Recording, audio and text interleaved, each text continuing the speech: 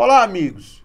Eu peço um minutinho antes de começar o nosso podcast. 18 significa maioridade, amadurecimento, significa, às vezes, sofrimento. E tudo isso a gente acumula na vida, faz parte. E esse programa é o 18º. Significa que o Tirando a Limpo, ele chegou até aqui. Ele chegou aos 18. Não significa que ele vá chegar aos 21, aos 22. O importante é que, quando eu comecei, muita gente dizia que eu não chegava ao segundo. E eu cheguei ao 18º. Quero agradecer especialmente a duas pessoas que estão comigo desde o início, aqui no estúdio. Sivonei, Andrezão. Quero agradecer a todos os editores de imagem. Sonário, Jomar, Laís, Felipe. Quero agradecer a Sarinha. Quero agradecer a Maria. Quero agradecer ao meu anjo da guarda chamado Fabiana, que arranja horário para mim quando não pode. E quero especialmente agradecer a Bira Boni, que é o capitão desse time, da Dueto Produções. E também ao Sistema Tribuna de Comunicação. E a AdRed, que é a empresa que edita nosso material, é a empresa que meu filho é sócio, juntamente com João Paulo Cavalcante. Mas, hoje, atingida a maturidade, eu quero parafrasear um ministro que não me traz saudade, mas que a frase dele pode ser adaptada. Eu quero mandar as favas os escrúpulos da hipocrisia. Eu estou recebendo no 18º Tirando a Limpo, eu não estou recebendo um entrevistado. Eu estou recebendo um irmão de quase 40 anos de amizade. De uma amizade que o tronco a raiz dessa amizade começou com a história da minha bisavó, Luísa, com Aloísio Alves, que um dia ia passando na Avenida Rodrigues Alves, governador. Minha mãe, a Luizista, minha avó, a Luizista. O motorista chamava-se Neném. Mamãe correu, atravessou a Rodrigues Alves e disse: governador, o senhor fala com minha bisavó? Ele disse: claro. Entrou na casa, a casa existe até hoje, é vizinho à casa do ex-diretor do Diário, Luiz Maria Alves. Minha bisavó era cega. E nesse dia, minha bisavó chorou. O cego chorar minha bisavó chorou, abraçada, agarrada a Aloísio, a quem chamou de filho, com um tratamento que ela não teve com nenhum dos 3 filhos, nem com nenhum dos netos. Então, eu sou amigo de Henrique sem precisar puxar o saco dele. Nunca. Eu não sou amigo de Henrique de festa. Não me vê com Henrique em badalação, em coisa nenhuma. Sou amigo de Henrique porque quero bem. Quase que eu quebro os óculos. Quero bem. E Henrique sempre foi o mesmo para mim. Estando ministro, estando presidente da Câmara, estando líder do MDB durante 7 vezes, estando campeão de votos para deputado federal, perdendo a eleição comigo do lado. E eu estou muito emocionado, Henrique, de tê-lo aqui. Porque a sua história de vida e a história política sua não existem mais. E onde eu estiver, enquanto vivo eu for, eu serei uma voz a lhe defender. Portanto, eu repito, as favas, os escrúpulos de hipocrisia. Porque tem muita gente metida a hipócrita no meu ramo, mas para cada 2 ou 3 dignos, existem 6 ou 7 ratazanas. Henrique, seja bem-vindo. Bem, é difícil começar depois de palavras tão sinceras que eu identifico. Não são aquelas que saem ao vento, não.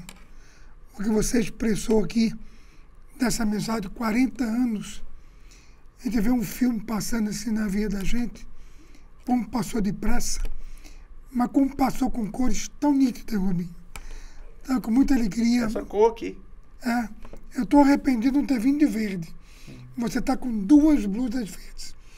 Mas estou aqui porque o meu verde também é por dentro. É de alma, é de coração. E você externou aí, relembrou uma passagem do seu pai, de meu pai, com sua avó. A bisavó. Bisavó na Rodrigues Alves. Rodrigues Alves. Aquele era Luiz Alves. Deve ter mandado parar o carro, desceu, ficou, conversou. Ajuntou gente, sabe?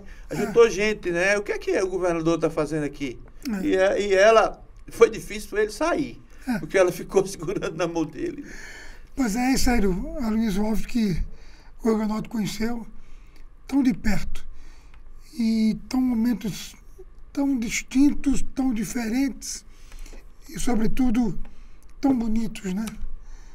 E eu conheci como seu filho em momentos de muita dor, de muita resignação, mas ele sempre, esse Aloysio, generoso, forte, altivo, cabeça erguida.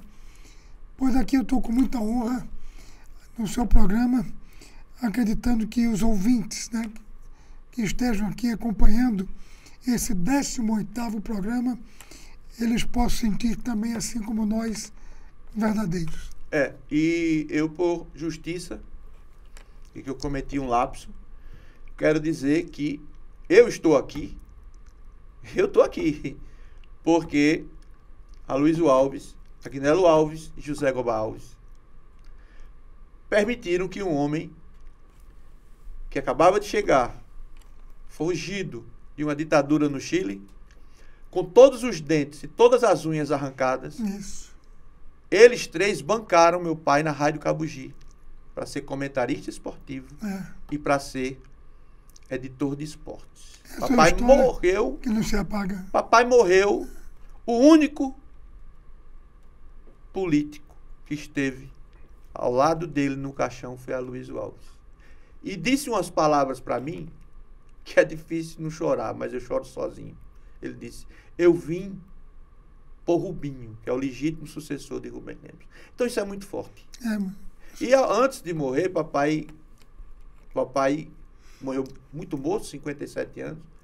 Ele disse: devo tudo a Agnello, devo tudo a Aloysio e devo tudo. Ele tinha um verdadeiro amor pro Zé Goba. Tem um amor pro Zé Goba. Ele já doente, enfim. Mas Henrique Peraí, você imagina então, Rubinho? Sim. Nesta hora, os dois devem estar num bom lugar, se Deus quiser, na casa de Deus, olhando pra gente. Olha lá, os nossos filhos, isso, juntos, relembrando a gente e fazendo um pouco da história deles. 18º programa, eu com essa voz rouca, cada vez mais de tanto que eu vivi, que eu enfrentei, que eu resisti, e essa voz sempre também resistindo e enfrentando. Então, meu pai que aí está nos abençoar, nós estamos aqui, eu, Rubinho, continuando essa caminhada. Porque a gente sabe que a vida não muda. O que muda nela é a nossa caminhada. Isso. E nós estamos aqui a cada dia, cada noite, refazendo a nossa, sempre pensando no melhor, no bem, nas coisas que fazem bem ao coração da gente. Principalmente,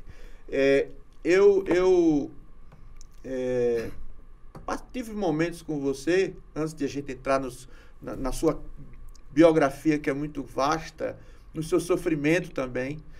Eu tive com você um momento que foi, para mim, eu nunca esqueci, nem vou esquecer, porque existem emoções boas, existem emoções ruins.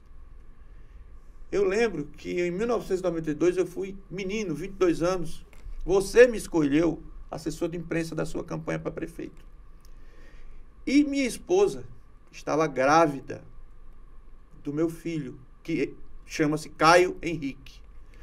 E aí, nós somos uma eleição radical, nós penamos no primeiro turno, não vale a pena dizer o motivo, já passou, tudo bem, e fomos enfrentar o inesperado, o imponderável, né?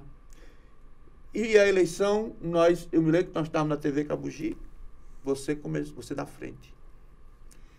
E boca de urna também. Boca de urna. E aí começou aquela história a urna começou a não ser simpática para nós. E nós perdemos a eleição por 961 votos. E em cima da hora, mudaram a apuração, que ia ser em diversas zonas eleitorais. De repente, uma decisão de que seria uma apuração só no Palácio dos Esportes. Aí aquele corre-corre para levar as urnas todas para o Palácio dos Esportes. A gente com todas aquelas dificuldades, os advogados para chegar na hora, para apurar, para fiscalizar. Tanto que teve gente que queria, naquele momento, entrar com recurso, protestando e tal. Mas eu achei melhor deixar para lá. Pela diferença, eu teria entrado, 0, alguma coisinha. Pois é, e eu me lembro disso. Quando eu chego em casa, eu saí da tribuna, voltei para a tribuna para fazer a matéria, não consegui. Não estava com condições emocionais, distrai. E saí desse chorando da Ribeira até onde eu morava, numa casinha muito humilde, ali na Afonso, numa rua, na rua da Riachuelo ali, da Loja Americana, por trás. Aí a imagem, eu abri a porta, minha mulher grávida acordou. Aí disse, de quanto nós ganhamos? Aí eu olhei para ela, eu disse, o que nós vamos ganhar está dentro de você. Legal.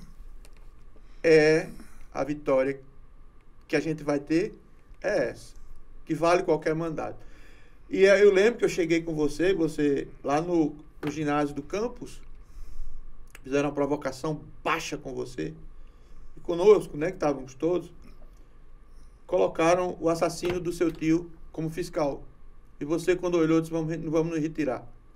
Era uma campanha que um dia, muitos anos depois, a saudosa governadora Vilma, de quem eu fui secretário, eu disse, governadora, a senhora tem ideia do mal que aquela vitória de Aldo causou a Natal? Tanto que a senhora foi contra ele. Mas a senhora não queria Aldo. A senhora queria derrotar Henrique, que fez tudo, foi seu aliado, trouxe dinheiro, tudo, enfim, passou. Por coincidência, Henrique, vamos começar, porque senão você sabe, é um detalhe aí, boca de urna, vitorioso. Foi. De repente há essa mudança das urnas para que todas se concentrassem numa apuração só, que foi uma coisa estranha, de repente, né, imprevista, inesperada. Urna manual, né? Até mobilizar nossos fiscais, a dificuldade toda para que eles chegassem ao Palácio dos Esportes, foi uma luta muito grande, já a contagem iniciada, mas como de você passou, mas era tal ponto de vitória assegurada que o Diário Natal já tinha marcado comigo uma entrevista. Eu já tinha saído da TV, fui em casa tomar um banho, mudar roupa, para dar uma entrevista. De repente, esse inesperado, que deixa para lá, passou. As pessoas queriam que nós recorrêssemos, mas eu achei melhor deixar para lá e vamos continuar. Mas quero lembrar que até esse detalhezinho da entrevista marcada, do boca de urna, de mudar a roupa, mas aconteceu. Chegou até um pé frio lá, que você ficou com raiva. Não vou dizer não, chegou um pé frio, você disse, puta que pariu. Chegou na hora da votação. Não me lembro, não. Não, né? Pois é, Henrique, aí eu olho para você, eu vejo o MDB da resistência, o MDB da coragem, o MDB da bravura, e hoje, nós estamos gravando no dia 5, 35 anos da Constituição. Isso. E o Rio Grande do Norte, certamente, o Rio Grande do Norte justo, com a história, né, a bem da história, o Rio Grande do Norte sabe que você foi um dos signatários daquela Constituinte. Uhum. Um participante ativo, ao lado da cara do MDB, do PMDB, que era o doutor Ulisses. Conte um pouco daquela Constituinte, Henrique. Olha, e hoje, você veja, 35 anos da nova Constituição. da Constituição Cidadã. E eu vejo tantas pessoas, líderes de hoje, né, nesse momento de uma nova política tão estranha. Odienta. E todos elogiar Ulisses, rememorar Ulisses. E eu fico pensando, será que essas pessoas de hoje conheceram mesmo quem foi Ulisses? A sua verdade, a sua integridade, a sua ética, a sua coragem, o amor pela liberdade, pela democracia, porque falam em Ulisses como se fosse também um modelo para eles, quando são exatamente o contrário o oposto dele. Do que foi Ulisses. Isso. Então, eu acho que isso é uma observação que eu fiz hoje desde cedo. Quantos elogiando Ulisses Guimarães, a Constituição Cidadã. Só tinha banner no Instagram sobre Ulisses. E eu digo, meu Deus, será que eles conheceram de perto Ulisses como eu conheci Teotônio Vilela, Pedro Simão, Paulo Chico Brossard. Pinto, Paulo Brossard. Chico Pinto era sensacional da Bahia. Tantas histórias. Doutor Ulisses quase que foi... Tancredo, né?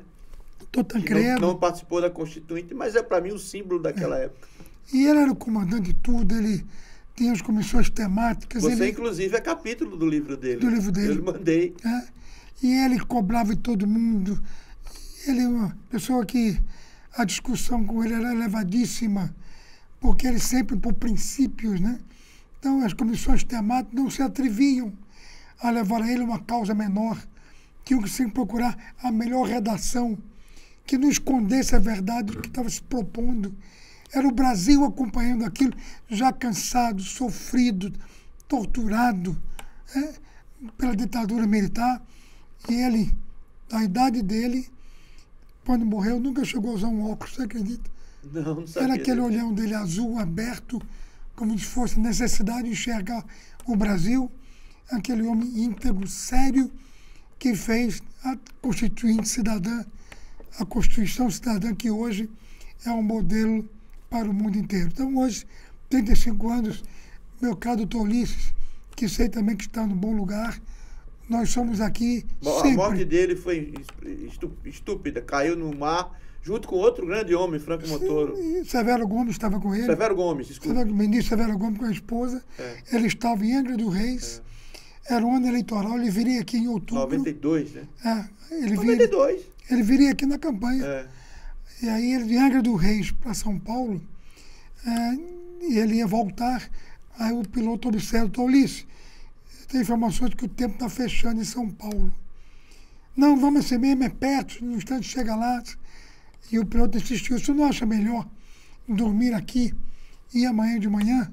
Ele, Dona Mora, e aquele jeito sempre otimista dele, não, é tão pertinho, a gente chega logo lá, vamos. Aí Severo Gomes, a senhora, a Dona Mora e ele, contrariando o piloto, eles foram. Chegou em determinado momento, o tempo se fechou em São Paulo, o piloto perdeu o rumo, não sabia se estava indo em frente, estava indo para baixo, estava indo para o alto. Meu Deus, imagina o quando na realidade estava indo para baixo. E assim o helicóptero caiu desse jeito e nunca mais encontraram o corpo do Dr. Ulisses. Em homenagem a ele, eu gostaria que você contasse talvez eu acho que foi o início da sua afirmação política. Até a coincidência minha e sua. Seu primeiro mandato foi no ano que eu nasci, 1970.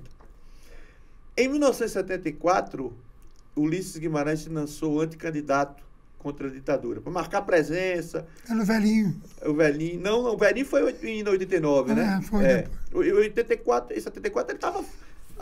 E ele veio a Natal.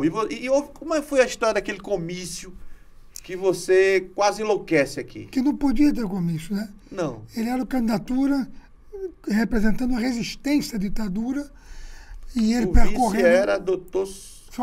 baiano. Nós somos da Bahia. Lembro já o nome dele. Lembra, a gente lembra. Lembro já o nome dele. Grande político baiano. Aí, doutor Ulisses percorrendo... não, né? Valdepires foi em 89 também. Era o general. Euler Bentes. Né? Euler Bentes, para dar força. Isso. Para denunciar a ditadura. Era uma anticandidatura. Para denunciar a ditadura. Aí ele percorria os estados indo aos centros acadêmicos, né?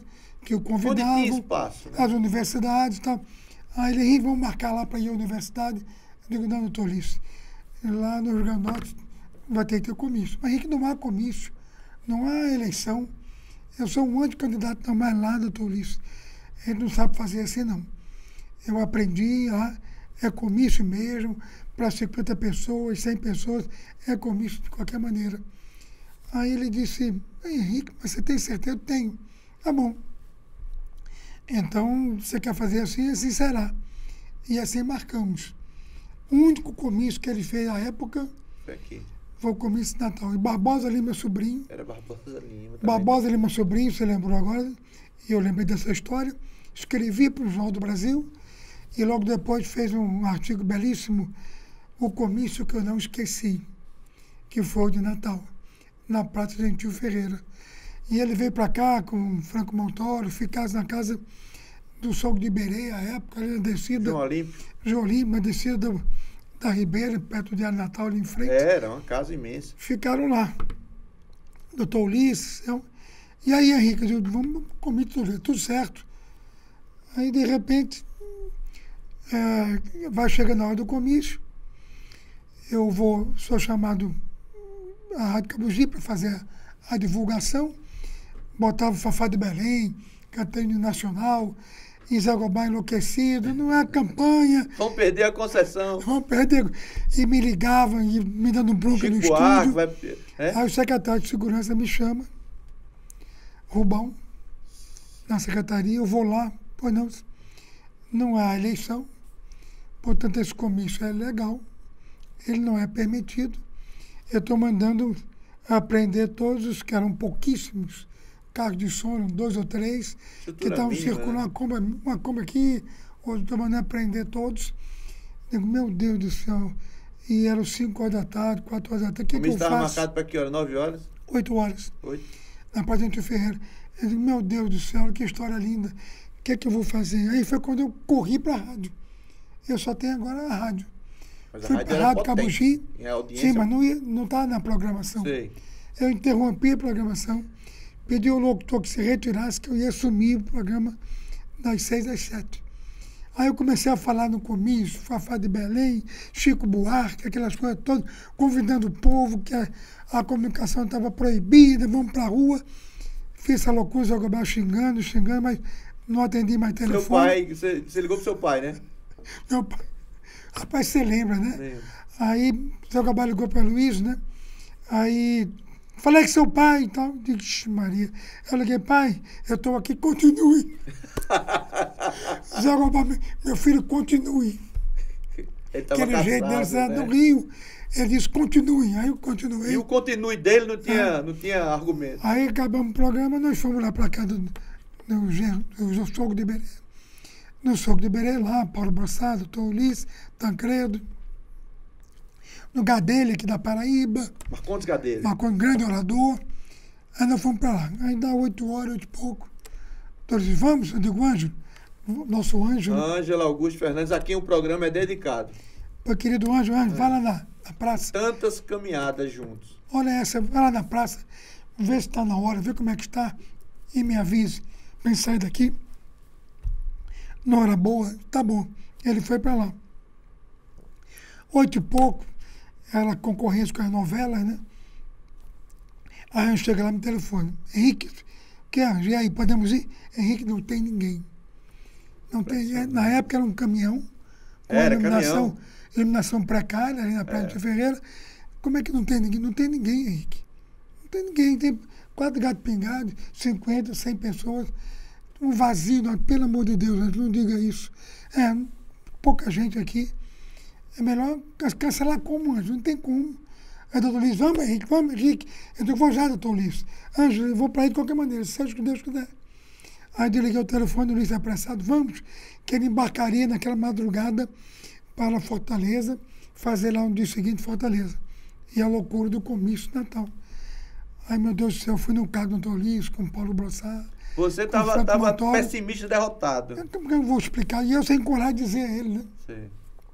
Eu digo, vamos lá na hora de dar uma explicação. Quando vamos chegando ali no cemitério, subindo... No Alecrim. No Alecrim.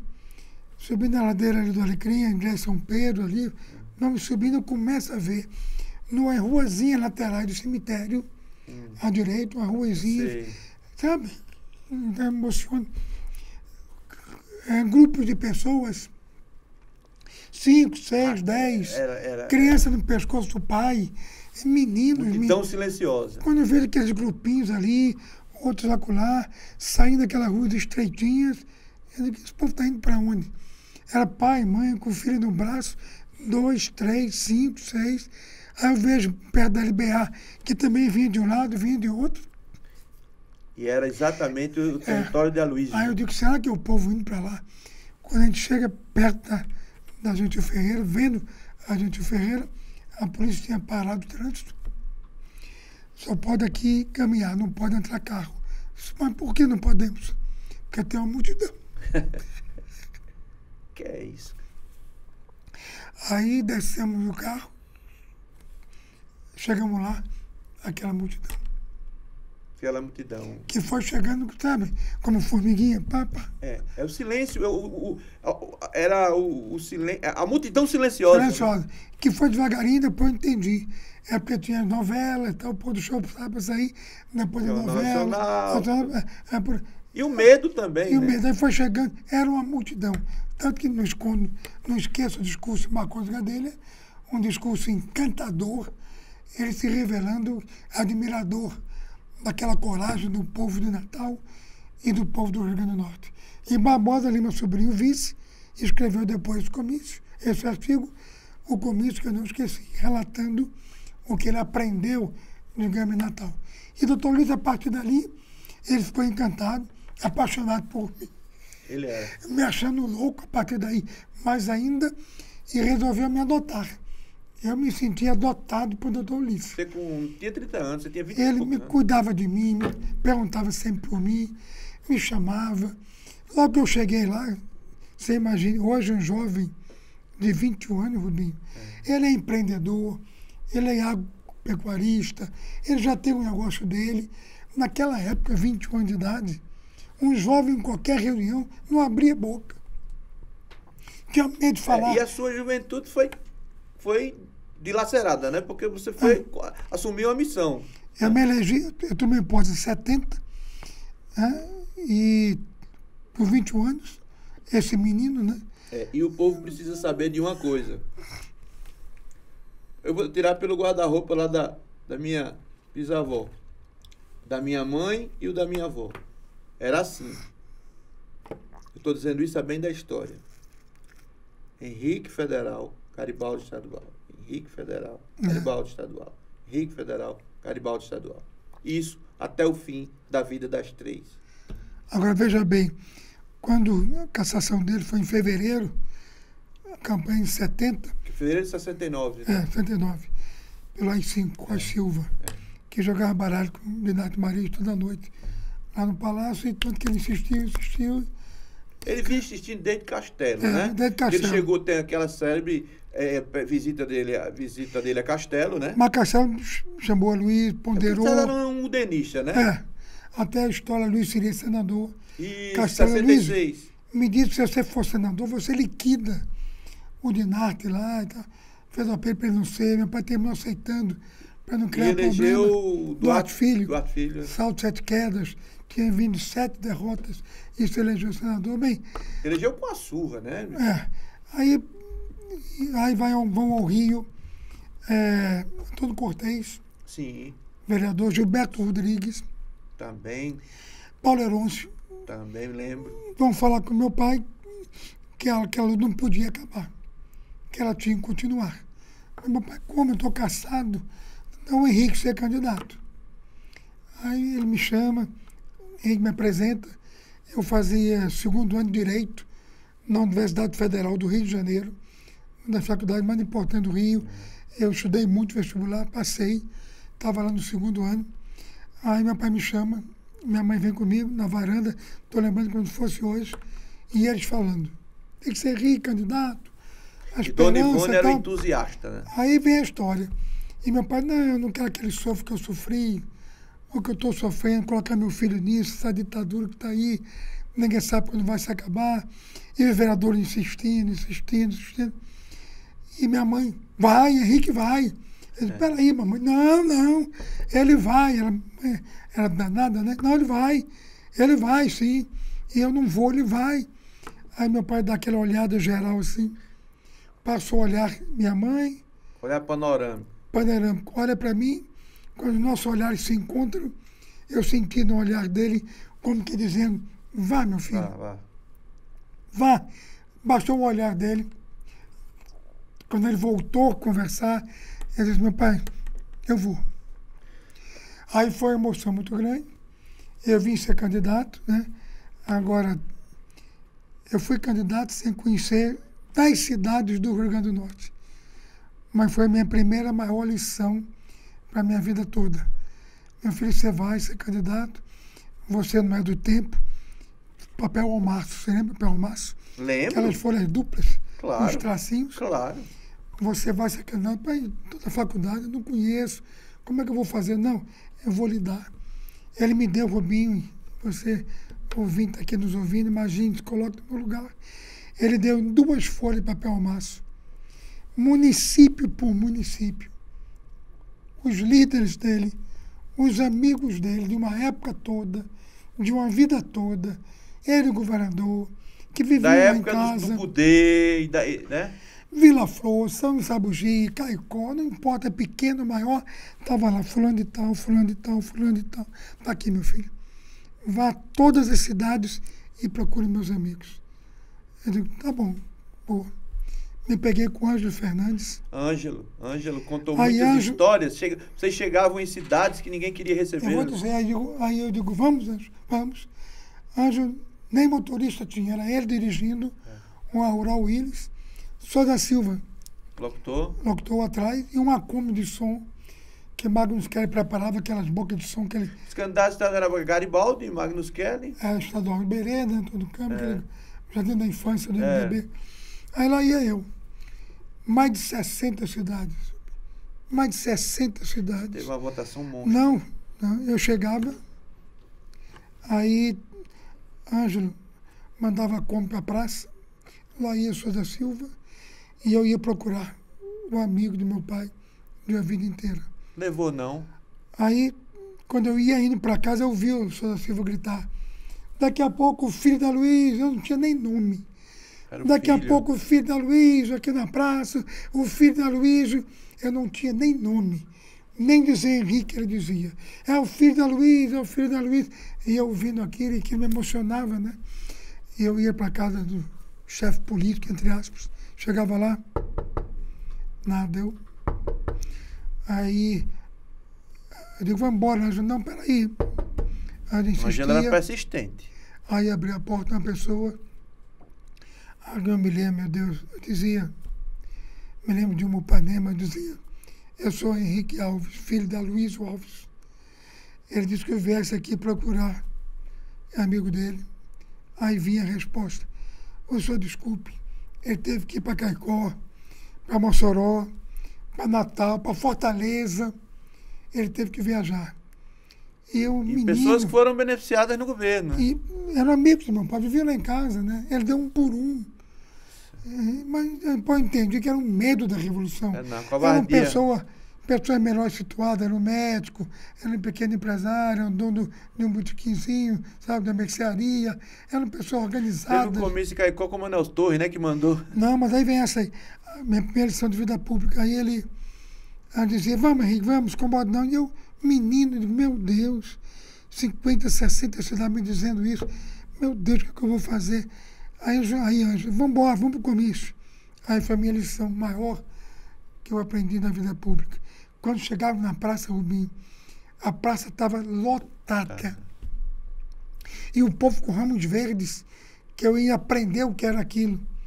E o povo gritando, Luísa, Luísa, Luísa. Força, né? Recém-caçado. E o povo sem medo. O povo sem medo. Foi quando eu aprendi. Quando você quiser um amigo para encostar a cabeça no ombro, ter um abraço de verdade na hora de dor, procure primeiramente os mais humildes, os mais pobres, porque esses não têm medo. Não. Esse não tem medo. São rostos invisíveis, né? Não tem interesses. É um coração. E era aquilo que eu via. O povo queria saber que a cassação de Aloysio, ditadura, era Aloysio. O povo sem medo. Aí eu aprendi.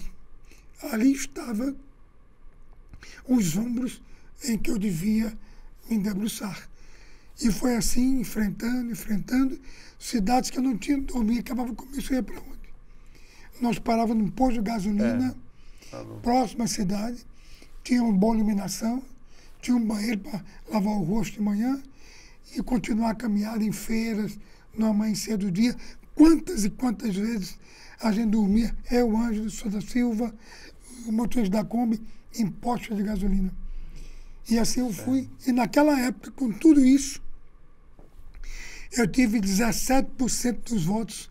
Eu fui o deputado federal mais votado do Brasil. Eu me lembro do estado de São Paulo me procurando lá em casa para minha primeira entrevista. Eu fui mais votado do Brasil com 17% dos votos em 1970. Eu aí completando 22 anos em dezembro. Olha que história linda de vida. Muito bonita. E aí teve 74, você sempre com a votação expressiva, 78 a mesma coisa, 82 o voto vinculado, eu não estou aqui, e o voto vinculado influenciou não só no Rio Grande do Norte, mas em todo o Nordeste principalmente.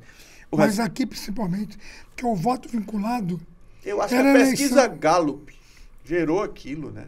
Aloysio imbatível. Era eleição, e no Brasil todo, a MDB crescendo, era eleição de vereador, prefeito, deputado, governador, até presidente da República. O MDB só tinha... governador, né? No governador parava aí. O MDB só tinha 36 cidades com diretórios organizados. Ou seja, só tinha 36, à época 110 municípios, 36 municípios com candidaturas a prefeito. E cadê o candidato a prefeito para vincular o voto com o deputado, com o governador? Não tinha. Não, e aquele voto, aquele voto pessoal. O voto pessoal do cara que votava no governador e não votava no senador. Mas muitas vezes ele votava primeiro no prefeito da cidade dele, depois no governador. Mas o MDB não tinha candidato em mais de 70 municípios.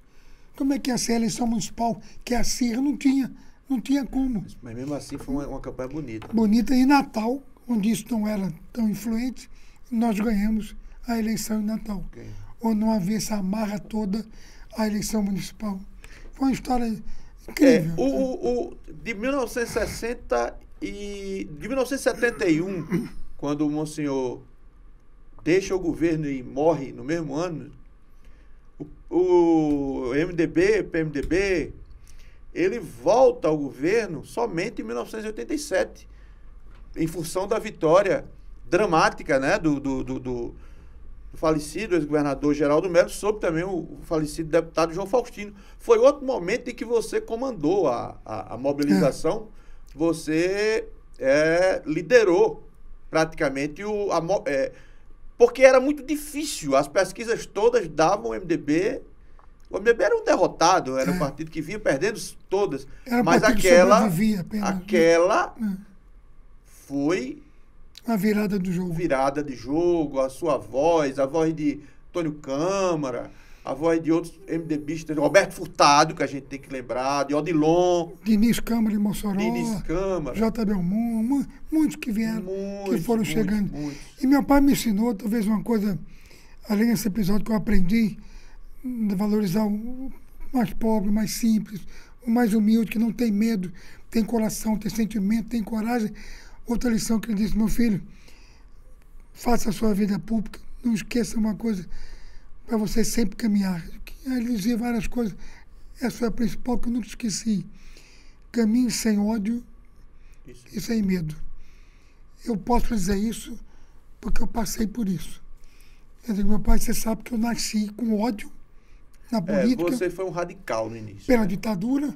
Eu vi meu pai, aquele líder caçado, do jeito que foi, então eu não nego. Eu tinha um ódio e tinha um medo. Claro que você sabe dessa história. Mas ele explicava. Certo. Meu filho, sem ódio, porque o ódio escraviza. Quem está me ouvindo, olha que verdade, que só aquele Aloysio. Meu filho, o ódio escraviza. e o medo acovarda. Então não sinta nem ódio, nem medo. Vá. Você pode perder, pode cair, se levante. Você está vendo como eu estou aqui? Então ele foi um exemplo de vida assim, emocionante. Aquele visionário, então me deu muita força nos momentos difíceis de fazer o MDB. Para mim, eu não tenho o doutor Aloysio tinha que ser um verbete de dicionário. Eu ia tocar num ponto que eu lhe apresentei, você foi um dos poucos. E isso é coisa de amigo mesmo. Você foi um dos poucos no dia 28 de janeiro de 2022 a homenagear a minha mãe, que tinha acabado de morrer. Você lembra o cantinho onde ela ficou? E se lembra a quantidade de gente que tinha? Eu lembro. E incrível. Eu lhe apresentei. Incrível. Incrível, né? Incrível. Eu sei o que é incrível, isso dói. Mas era minha mãe que não tinha culpa de nada, eu tomei posições e tal. Eu às vezes me sinto revoltado, mas ao mesmo tempo honrado, porque às vezes, a maioria, para mim, ela às vezes é apenas uma aritmética. Foi ali no centro de velório de Nilo Vila, que inclusive gosta muito de você, Nilo Magno. É ele que fez tudo aquilo. Foi tudo, é meu irmão. Aí quando eu lhe apresentei, você emocionou-se, uma prima minha, legítima, que era neta de Arivan França. Arivan França foi casado com a tia minha. E Arivan França, ele queria mais bem a Aloysio do que qualquer coisa.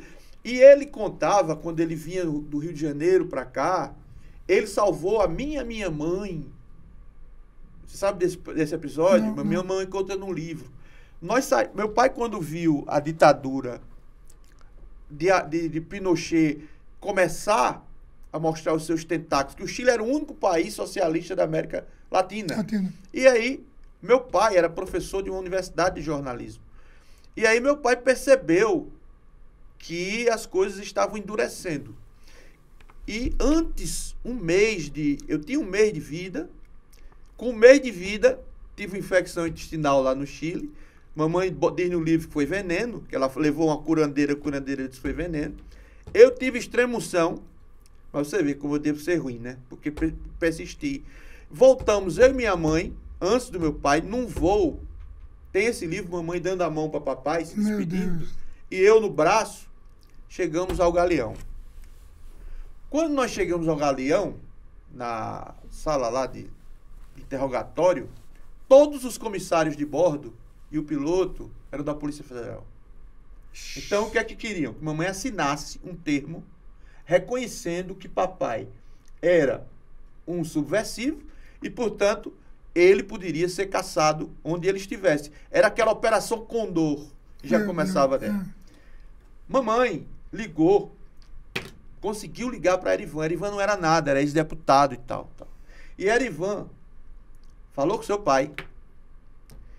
Eles tinham uma pequena gráfica na Rua Marreca, no Rio de Janeiro. Minha mãe contava essa história todo dia para mim. Editora Nosso Tempo. Nosso Tempo.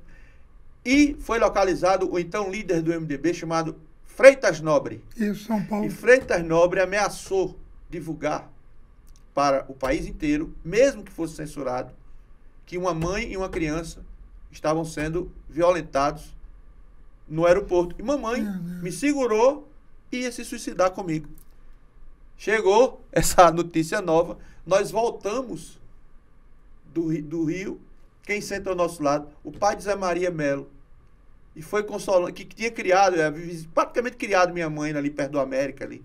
Minha mãe era americana, doente. Então, a gente passou por tudo isso. Mas, quando eu vi a minha prima falar com você, aquilo ali me trouxe uma emoção estranha, sabe? Parece que estava vendo minha mãe morta ali. Um reencontro. Um reencontro de gerações. Parece que foi feito pela Transcendental, por Aloysio, entendeu? Foi isso tudo que aconteceu. Então, é por isso que eu não admito que se toque no que é injustificável. Mas você veja como essas coisas são importantes na nossa vida. Quando o tempo passa, são essas histórias que a gente não esquece. Nunca. São essas histórias que a gente tem a emoção de contar aos outros. Por isso que a história do bem, de fazer o bem, sabe? De não odiar ninguém, até de perdoar as pessoas, elas que farão, na vida que nós vamos viver, o bem da gente. Estava vendo você contando as suas, eu contando as minhas, e isso está mexendo com o nosso coração como? Lindamente, no seu e no meu. Eu Você sei fez, que eu passei. Você fez um discurso simplesmente antológico no enterro de Arivan, que foi uma das coisas, um dos maiores do Rio Grande do Norte. Eu lembro que ele veio, morreu e tal. Mas, Henrique, então, é o seguinte, vamos agora para... Passou tudo isso, 86 passou, 90 você novamente deputado federal, deputado extremamente... Foi o mais votado da coligação. Não foi, quase foi pau a pau com seu pai, né? Seu pai pedia 3 votos, 2 para você e 1 para ele, e ele quase... Nessa eleição, Zé Gobá me chama à casa dele. Em plena campanha. Falou com você urgente. Quem é Zé Gobá? Pragmático, né? Figura maravilhosa. Maravilhosa. É o melhor de todos, eu acho. Aí, quem é Zé Gobá? Senta aí. Estou preocupado, o quê? Seu pai não se eleger. E como é que é, Zé Gobá? Seu pai não vai se eleger, menino. Zé Gobá, aquele jeito dele. Ficava brabo, né? Como não vai se eleger? Porque ele não vai, só pede o voto para você. Onde tem 1 voto é para Henrique. Onde tem 2 é para Henrique. Onde tem 3, 2 para Henrique, 1 para ele. Onde tem 5, são 3 para Henrique, 2 para ele. Você vai se eleger, ele não vai se eleger, Henrique. Você precisa falar com ele. Eu fiquei assustado, não estava sabendo. É o disputa eleitoral dele, né? Aí eu fui falar, papai, que é isso? Não, meu filho, isso é exagero, Zé Gobá. Depois eu vi que era verdade. Até que eu falei com ele, ele divida pelo menos. Aí ele passou, tá bom, então tem 4, 12 a 2. Aí elegemos 2. Você imagina a alegria de eu ter esse homem visionário, né? Ao meu lado, né? Henrique, você, como eu disse aqui, você foi o caminho, você fez o seu caminho. Foi abrindo, foi se tornando referência em Brasília, lógico, foram 11 mandatos, não é isso ou eu estou errado? Olha, 11. Sabe qual foi o mandato que eu fui mais votado? O primeiro, o segundo, o terceiro, o quinto, o sexto, o sétimo, o oitavo, o nono, o 10º. O 11º mandato. Eu tive 170 mil votos no 11º mandato. E você sabe quando chega 4, 5, 6, a pessoa vai cansando, vê uma cara nova e tal. Eu cheguei ao 11º mandato, onde eu tive a maior votação, 110 mil votos. E por que isso acontece? Tem uma explicação muito simples. Meu pai, quando chegava de Brasília, 4, 5, 6 mandatos, ele me chamava lá, meu filho, aquele jeito dele, né? Carinhoso, entre aspas, de ser. Eu nunca vi o doutor Luiz dar um sorriso assim muito forte. Aperta aqui a mão dele. Como é que ele aperta a mão? Nossa.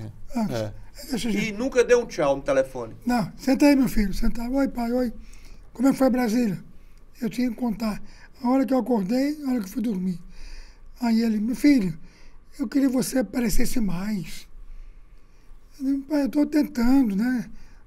Mas aparecesse mais nos jornais, fosse destaque. Eu digo, pai, eu vou presidir a Comissão de Justiça, a Comissão da Economia, a Comissão de Turismo. Eu sou vice-líder do MDB, né? Vice-líder, quantos são? Aí eu baixei um pouquinho para ele. São 12. Eu disse, não, são mais. Aí eu fiquei encabulado. Na águia daquela? Eu digo, são 17. Tá vendo, meu filho? 17? E ele me cobrava. Tá bom, eu vou ver. Mas eu não conseguia, porque onde eu chegava, eu era o filho da Luísa. Era um respeito enorme pela história do meu pai, como foi Miguel Arraes em Pernambuco. Onde eu chegava, essa é a filha da Luísa, conheço muito seu pai. Ele era uma referência muito acima do que eu poderia imaginar. E quem era eu para contestar? Eram grandes líderes, Marcos Freire, Marcos Freire, pô. Então eu não conseguia ser Henrique, porque meu pai era um negócio extraordinário. E aquilo, se me diminuía, me honrava, né? Me alegrava na saudade, né? Aí depois ele dizia, pô, daí, resultado. Toda semana que eu chegava, ele cobrava. Eu quero você ir, calma, eu vou. E eu sendo isso, comissão, presidindo, relatoria. Ele, não, você tem que ter mais. Resultado, ele morre... 2006. Em maio, 2006. Maio. Aí vem junho, julho, agosto, setembro, outubro, novembro, dezembro. Dezembro ele se vai. Aí eu estou em casa, olha que história linda. Eu estou em casa 9 horas da noite, me liga Eunice Oliveira. Aí. Sim. Henrique, oi Eunice. Você está onde? Eu estou em casa, Eunice. 10 da noite, 10 em casa. da noite. Dá um pulo aqui em casa, lá do lado, Eunice. Essa hora, eu vou amanhã aí, de manhã cedo. Não, tem que ser agora. Tem que ser agora, é importante para o MDB. Aí Flávio MDB, eu fazia o possível, impossível, tá bom, eu vou aí. Cheguei lá, estava ele com os grandes líderes do MDB do Rio, São Paulo, Minas Gerais, Bahia, as grandes bancadas, né, de 30, 40, 50, 70 senadores, os seus líderes principais. Porque o MDB naquela época estava uma crise interna enorme. A cada 15 dias era um novo líder que derrubava o outro. Era por assinatura. 2 meses tivemos 3 ou 4 quedas de líderes. Um se elegia, 15 dias depois, o outro com assinatura a mais, derrubava aquele. Um desgaste enorme no MDB, a disputa Minas, Rio, Bahia, São Paulo. Eu convivia, eu sabia, eu sentia aquilo. Aí eu disse, senta aí, Henrique, quando eu vi aquele povo todo, por que esse povo quer comigo, né? Eu de uma bancada de 8 deputados lá do Rio Grande do Norte, a gente está vendo o problema, você está vendo aí. O MDB há 2 meses com essa crise interna e não conseguimos pacificar. Aqui São Paulo, Rio, Minas, Bahia, Pernambuco, eles não conseguem se entender de um líder que une o partido. E eu li sem entender, sim, e aí? Então chegamos aqui a um consenso. O que é? Você ser o nosso líder por 1 ano. Enquanto essa casa se arruma, todos concordaram, porque aqui nenhum tem medo de você. Você é um deputado de um estado pequeno, mas muito querido por todos, respeitado por todos. Era mais antigo, né? Uma história bonita, mas 8 deputados na bancada. É.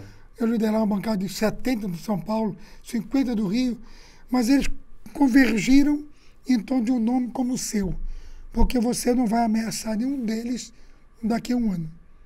Seja por 1 ano. E ele quis fazer de 12, eu vou ver. Eu fiquei, líder, né? Era a responsabilidade, mas uma alegria imensa. Tá bom, eu aceito. Então amanhã, na Constituição de Justiça, às 15 horas, não da bancada. Você vai ser anunciado como líder e eles todos vão falar. Eu fui para cá, meu Deus, como é que eu vou liderar essa bancada? Tanto deputado de São Paulo, deputados importantes. Mas topei essa alma política que eu tinha, né? Esse aprendizado. Fui para a CCJ, a bancada lá, 80 deputados, 82 deputados na época. Aí eu me sento lá, aí Eunice abre a reunião, vamos aqui, a escolha de um líder, chegamos a um consenso, e aquela bancada toda ansiosa. O deputado Henrique, com seus 6 mandatos, 7 mandatos, todos nós que conhecemos, queremos bem, ele vai nos unir por este ano, ano que entra, a gente fará outra eleição. Eu ali, a bancada surpresa, aí o deputado lá do Paraná, que eu tinha sido vice-líder dele, faz uma coisa necessária, ele pede a palavra. O deputado Henrique, o senhor foi meu vice-líder, eu era o 15º, 14º, mas o senhor está sabendo, né, que o senhor vai ser líder de dezembro a dezembro. É apenas 1 ano, quando no ano que vem E nós lhe vamos... dá uma advertência? Que registrar o fato. Quando no ano que entra nós estaremos aqui reunidos para a escolha de um novo líder entre as bancadas. Eu digo, mas para que fazer isso? Para que fazer isso comigo? Não precisava isso, eu sabia disso. E ele bem mais novo que você, mais moderno que você lá na Câmara. Aí eu digo, eu pedi a palavra, eu sei disso. Aí eu dei o troco. Tanto é, me lembro demais, eu olhei para o relógio, como estou olhando aqui, são 5 para as 5. Eu digo, já está convocado para o dia tal de dezembro, que era aquele dia, àquela hora, reunião da bancada, 1 ano antes, para eleger o novo líder. Eu já deixo aqui convocado, aí todo mundo bateu palma pelo meu gesto. Resultado, eu me elegi 2006, final, 2007, 2008, 2009, 2010, 2011, 2012, por aclamação. Inclusive do Paranaense. Todos, por aclamação, não teve eleição. me elegeram e reelegeram 6, 7 anos por aclamação. Então, aquele menino que é chamado, quebra um galho aqui, eu me elegi, agora eu fui um líder que me dedicava à bancada, ao partido, a minha vida é MDB. Exatamente. Eu vou pular algumas etapas, porque você falar o quê? Presidente da Câmara, todo mundo sabe que é o poder que esse cara tem, né? Ministro de Estado, você foi 2 vezes, né? Foi no governo Dilma e foi no governo Temer. 2 vezes. Então não tem o que dizer. Pô, ministro de Estado é para a posteridade. Agora, Henrique, é o seguinte, em 2014, essa pergunta é a pergunta política que eu começar a fazer a você. Em 2014 você sai candidato a governador, quando tinha tudo para ficar em Brasília e ou continuar presidente da Câmara, enfim, podia sim, era tendência. Aí você vem para cá disputar o governo. Participei da sua campanha também. Muita honra, muito orgulho. E isso me rendeu perseguições que eu sofro até hoje. Não tem problema nenhum. O perseguidor vai se entender com Deus. Agora, você não percebeu? Você é um cara experiente, cara safo, articulador. Porque todas as eleições, eu esqueci de dizer, mas todas as eleições que o PMDB ganhou, 94, 98, enfim, todas, foi você que articulou tudo, né? Sem demérito, eu não estou criticando ninguém. Mas você não sentiu que ali, ao seu lado, tinham 2 candidatos a governadores que talvez não quisessem sua vitória? Walter Alves e Carlos Eduardo Alves. Olha, até porque a relação minha era com Garibaldi. Era. Que eu quero fazer aqui um registro. Se eu fiz tudo isso pelo MDB, eu sei que eu fiz essa casa grandiosa, eu fiz também que eu tive Garibaldi ao meu lado. Eu tenho muito respeito por Garibaldi, divergências que eu já esqueci, que eu tenho muito respeito pela pessoa que ele é, pelo líder que ele foi, pelo exemplo de homem público que ele foi. Então, eu faço questão de registrar. Mas você ajudou muito o mandato dele. Mas ele faz parte da outro. Em 2014, o que aconteceu? Era o sonho de meu pai. Que é um governador. Governar sobre o Rio Grande do Norte. Então chegou a hora. Eu, naquela posição prestigiada, chegou a hora. Deputado, quantos mandatos? Já 11. Já fui líder, fui presidente de comissão, já fui presidente da Câmara, fui relator de Minha Casa Minha Vida. Então já cumpri a missão. Eu agora vou arriscar realizar o sonho do meu pai, governar o Rio Grande do Norte. Aí eu cometi um erro. Os políticos, às vezes, não reconhecem os erros, eu cometi. A Fátima, deputada, se reuniu 2 vezes comigo. Ela marcou a reunião na casa do presidente da CODER na época, que era indicado por Lula aqui. Ana Safier. Vai ser danado, hein? Sou repórter. É isso aí, então é ele mesmo. Ana. 2 vezes. Até a Laurita me acompanhou. Henrique, eu quero ser senador com você, governador. E aí foi meu erro. Eu disse não a primeira vez. Fátima insistiu, teve outra reunião. Em respeito a ela, eu fui. Eu disse não de novo. Ali foi erro meu que eu avaliei mal. Aquela pressão de Vilma. A conjuntura Vilma Natal, Vilma Guerreira, aquele negócio me influenciou. Você tinha ficou daqueles embates, ficou algum temor de Vilma? Não. Mas por que eu errei a avaliação? Eu avaliei mal a presença de Lula. Porque eu tenho informações que ele não se envolveria. E você eu tinha sido líder do governo dele. Líder do governo Lula. 82 votos, deputados. Quando eu dizia sim, era sim, eu dizia não, era não. Então eu articulei com o Michel apoiar Lula no governo, então eu achava que ele não viria. Mas aí menosprezei a força partidária do PT, tanto que eu ganhei no primeiro turno. Ganhou. Onde Lula, você colocou 80 mil votos. Quase 6% de frente. Exatamente. Aí ali você não venceu no primeiro contra de Robério, né? Foi. Mas aí o que aconteceu? No segundo turno, Lula entrou pela pressão do PT. Pressão do PT violentíssima, Fátima e tal. Talvez até pela sua negativa de ter feito a aliança. Com certeza. E talvez até ter merecido. Né? Reclama de Lula, não reclama não. Porque ele cumpriu o partido dele, Eu que errei não ter feito... Mas surpreendeu. A gente Surpreendeu. a gente tomou uma porrada nos Surpreendeu, peitos. mas ele atendeu o partido dele. PT é assim, PT. Pressionaram ele. E ele fez um vídeo. Eu lembro. Ele nem conhecia Robson, nem quem era Robson, nem de Robson onde vinha. E ele batendo um papo com o Robson. E o candidato lá, que eu me recuso a dizer o nome, dizendo, presidente, eu sou o seu discípulo, vou fazer um governo igual ao do senhor. O Huguenote viu o que aconteceu. E Lula dizendo, então aquilo ali me derrotou, basicamente. Eu desconheci, eu não aguardava que Lula fizesse isso, mas teve que respeitar. Não, tudo bem, mas eu gosto muito de fazer justiça, sabe, Henrique? Eu estava lá dentro, fui disciplinado, trabalhei por profissionalismo e muito mais para ver o governador. Mas outro fator que eu acho que causou sua derrota foi a troca de marketing. Porque Adriano não merecia ter sido substituído. É verdade. Ele vinha fazendo uma campanha que colocou você com 80 mil votos na frente. Não, e além disso, a questão de oligarquia. A esquerda entrou muito.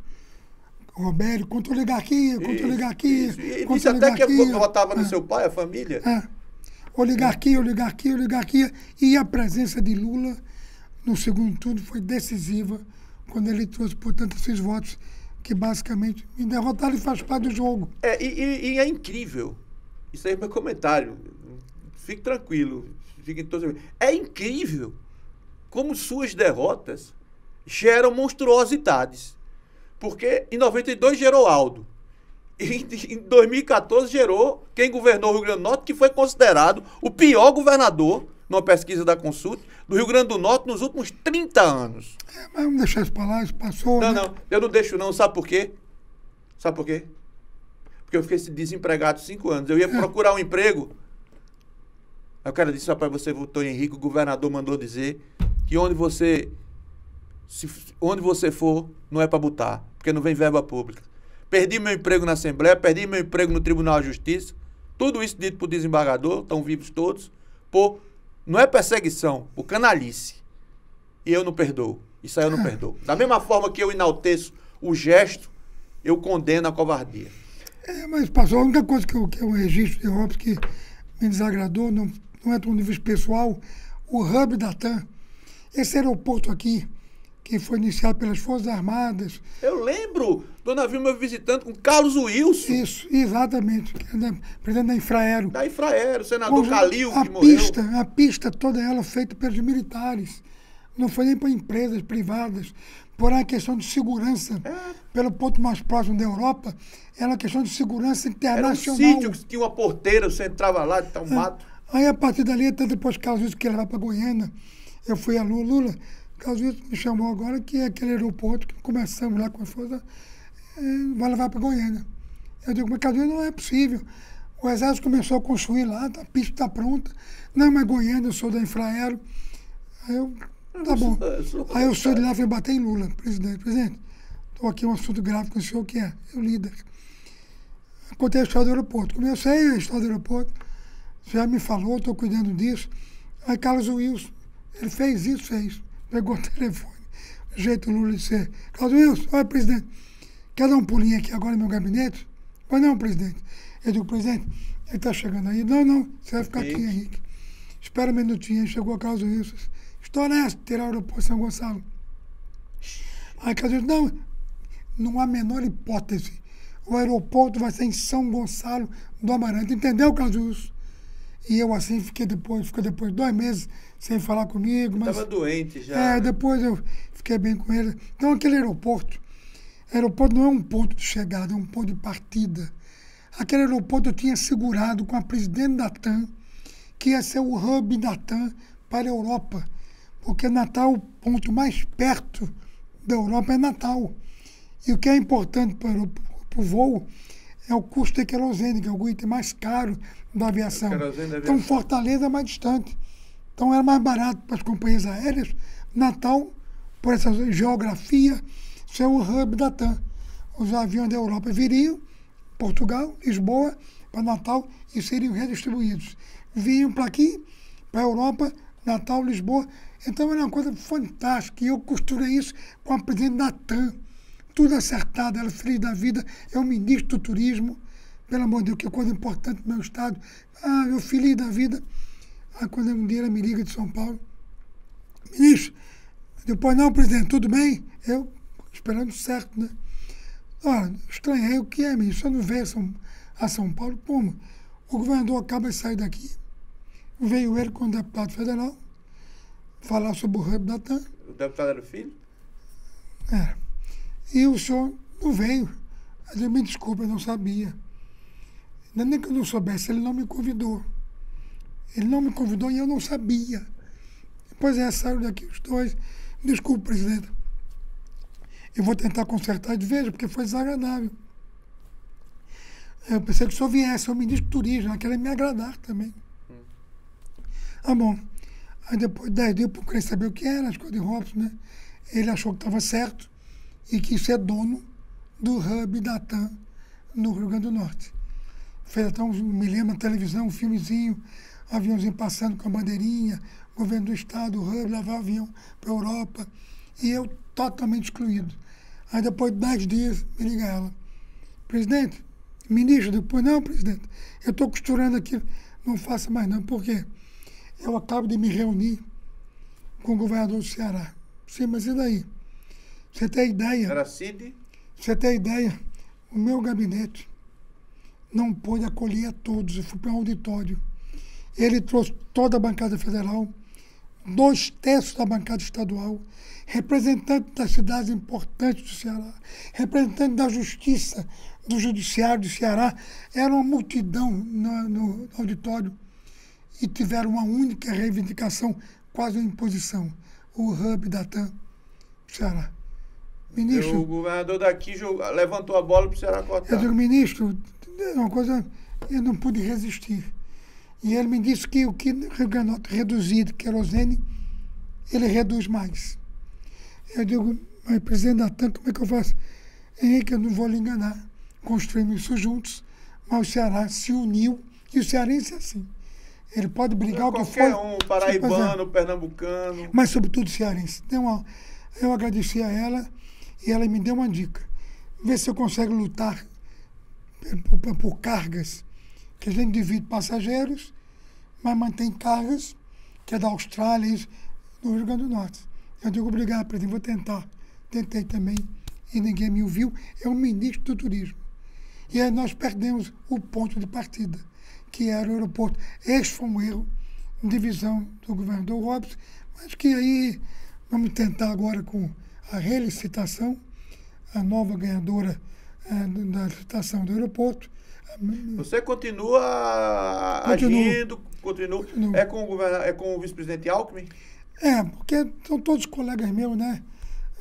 De uma luta, de uma vida, Alckmin, quantas vezes juntos, Haddad, ministro da Educação, e eu, líder, chegava lá, ele dizia, líder, por favor, tira isso aqui de pauta, bota em pauta, aprova e rejeita. Eu, ministro, por bem do Brasil, eu atendia. Depois eu ia lá e disse, o que é que você queria? Ele atendia também. Ficamos parceiros pela educação e por Rio Grande do Norte. Então, Renanzinho, ministro, foi meu vice-líder. Renan Filho, né? Até reclamei a ele um dia desse, a questão da reta Tabajara. Você fica daquilo que é de sempre? Da reta Tabajara, ministro, não é possível, teve um acidente agora recente lá. Falta muito pouco para concluir, que se iniciou em 2014, ministro. Estão marcando para dezembro. Isso é um desrespeito. E ele me prometeu que até fim de outubro vem inaugurar e entregar a reta Tabajara. Então, eu tenho lá amigos de uma história, de uma vida, que nem um deputado que pede audiência ao ministro e tal. Você vai e entra. É Henrique, Zé Múcio da Defesa. Zé Múcio é uma grande figura, viu? É uma grande figura, vou lá, converso com ele. Então, são meus amigos que... isso, assim, Henrique, assim, eu queria, pra gente adiantar um pouco. Quer dizer, eu coloquei uma vez numa rede social que Henrique sem mandato vale mais do que a bancada todinha que tem hoje no Rio Grande do Norte. Tudo bem, eu sou seu amigo, mas a bancada daqui eu sei que você vai dizer, não, mas como é que você avalia a bancada federal do Rio Grande do Norte? O que falta a bancada aqui, eu acho que é uma unidade. sabe? A bancada conversar entre si. Por exemplo, o Nordeste representa quase 1/3 dos deputados da Câmara. Por que danado as bancadas do Nordeste não se unem? A bancada do Rio Grande do Norte, Ceará, da Paraíba, do Maranhão, Piauí, 1/3. Nada seria aprovado na Câmara sem a bancada do Nordeste. Se essa bancada se unisse, cada um trouxesse as suas reivindicações... Como o Lula, que ganhou, só ganha com o Nordeste, né? Vamos ao presidente Lula aqui. Nós somos a bancada do Nordeste. Diversos partidos, mas aqui são nossos estados. As nossas reivindicações são essas, essas e essas. Nós queremos que isso atenda e respeite o Nordeste. Por que não faz isso ainda agora? Eu acho que falta um líder na bancada. Mas eu acho que a força da bancada é a sua unidade. Agora, cada um para um lado, cada um para o outro. Mudou muito. Esse parlamento está muito confuso hoje. Confuso, né, Henrique? Outra coisa, assim, que eu não vou Então, eu registro aqui. A bancada tem bons parlamentares, cada um com a sua história. Eu acho que falta a humildade de se sentar a cada semana ou a cada 15 dias, como é que estão as pautas do Rio Grande do Norte. Vamos juntos ao ministro tal. Quando eu vejo o governador vai a Brasília com 1 ou 2 deputados. Por que não estão todos com ela? Era sempre inclusive no tempo de Vilma, que eu viajava, você acompanhava, lá Vilma levava todo mundo. O ministro chegasse lá e visse a bancada toda, pô, o governador é forte, o Estado é forte. Mas não vê 1 ou 2. Sabe? Então isso enfraquece o Estado como instituição. E cada um, na época da campanha, vendesse o seu peixe. Eu fiz isso, eu lutei por isso. Mas não.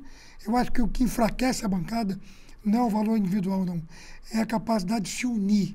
De um Acha que tem muito varejo e pouco macro? Piorou muito depois do orçamento secreto. Eu acho que o Congresso Nacional ele se esculhambou com o orçamento secreto. Você sabe que é uma emenda aí para um prefeito, sem saber de quem foi, nem para que obra foi, e apenas o valor chega à prefeitura, 10, 5, 15 milhões, e aí o prefeito faz o que quiser, como quiser, sem você saber nem quem foi que mandou os recursos. Esse orçamento secreto do ano passado foi que, a meu ver, trouxe uma marca muito imprestável, muito deletéria ao parlamento brasileiro, porque gerou um vício. Tudo agora, toma aqui e me dá aqui. Toma lá, dá cá. Eu era líder do MDB, aí Deli, chefe também da Dilma, sim, me chama lá, uma votação urgente. Deli Salvati. Votação urgente, eu vou lá. Quando eu chego lá falar com ela, eu vejo no corredor uns 8 deputados, colegas meus.